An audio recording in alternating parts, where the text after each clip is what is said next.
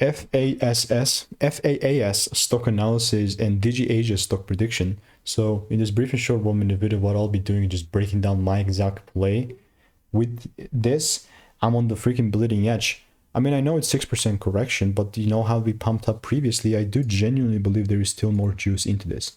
So what that means is that I'm waiting to pull the trigger on this long. Really. So boom, look at this. Just like that. All I'm doing in the meantime is I'm waiting. And look at this. Like if I pop up here, I do have 2 results popping up. If you do want to learn how I'm making 5-10K per month trading, then yeah, I should just click the first link in the description and get my free emails. But other than that, really, there's nothing else that I would be adding here. Very simple, very brief. Like, come on, look at this.